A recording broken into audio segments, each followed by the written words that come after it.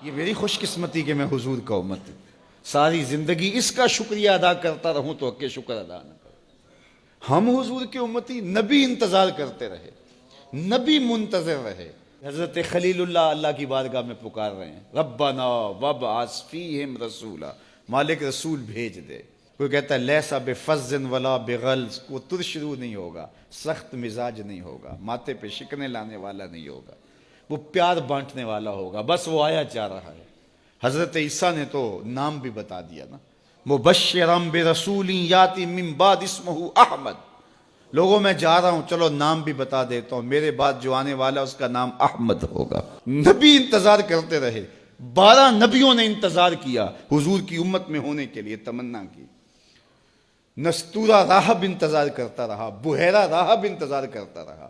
شب ہجر کی سختیاں کوئی اس سے جا کے پوچھے، تیری راہ تکتے تکتے جسے صبح ہو گئی۔ زندگیاں گزار دی انہوں نے۔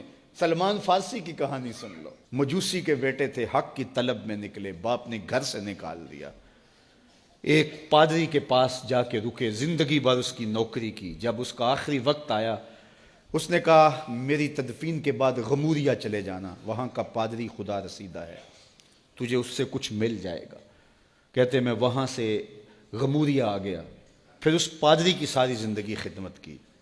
جب وہ مرنے لگا تو اس نے کہا کوئی ایسا شخص نہیں ہے جس کے پاس اب میں تجھے بھیجوں، لیکن نبی آخر الزماں کے ظہور کے لمحے آ گئے ہیں، تو یہاں سے یثرب چلا جا، وہ اس نبی کی ہجرت گاہ ہوگی، تیری زندگی سنور جائے گی، تو نے بڑی محنت کی ہے، بڑی نوکری کی ہے میری۔ کہتے ہیں میں نے اس کو کہا کہیں ایسا نہ ہو میں دھوکہ کھا جو مجھے کوئی نشانی بتا دے۔ اس نے کہا 3 نشانیاں ہیں، ایک صدقہ نہیں لے گا، دوسرا ہدیہ رد نہیں کرے گا، تیسرا 2 کندھوں کے درمیان مہر نبوت ہو۔ کہتے ہیں میں نے اس کی تدفین کی، یثرب کی جانب جاتے ہوئے ایک قافلے میں شامل ہو گیا، انہوں نے مجھے پکڑ کے اپنا غلام بنا لیا، لیکن میرے پہ مہربانی یہ کی کہ مجھے بیچا جا کے مدینے میں۔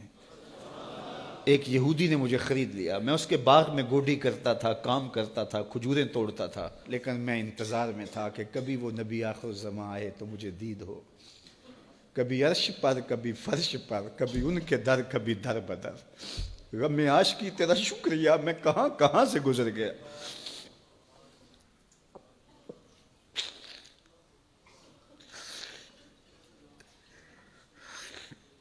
کہتے ہیں ایک دن میں اپنے باغ میں کھجوریں توڑ رہا تھا کہ ہواؤں میں مستی پیدا ہو گئی اور ہر سمت سے طلع البدر علینا کی صدائیں گونجنے لگیں۔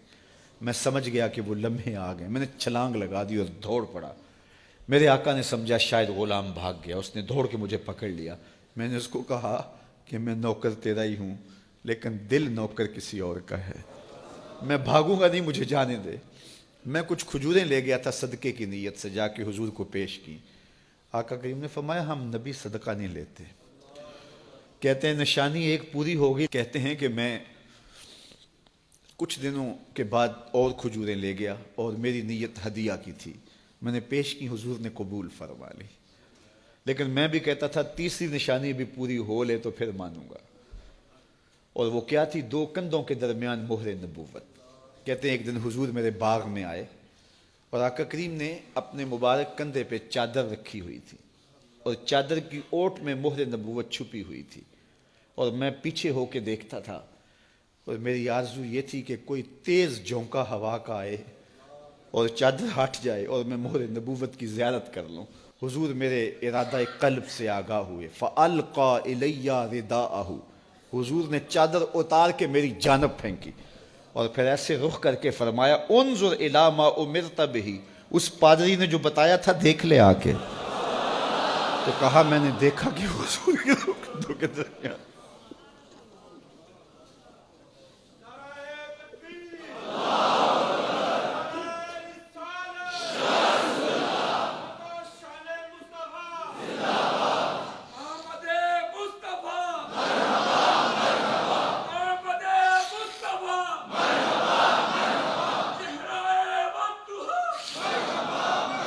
شب ہجر کی سختیاں کوئی اس سے جا کے پوچھے، تیری راہ تکتے تکتے جسے صبح ہو گئی۔ ہم نے تو کوئی انتظار نہیں کیا نا، ہم نے تو کوئی دکھ نہیں سہا، ہم سوئے تھے مقدر جاگ اٹھے، ہمارے والد مسجد سے مولوی صاحب کو بلا لائے، انہوں نے کان میں آ کے کہا مبارک ہو تو حضور کا نوکر بن کے آ رہا۔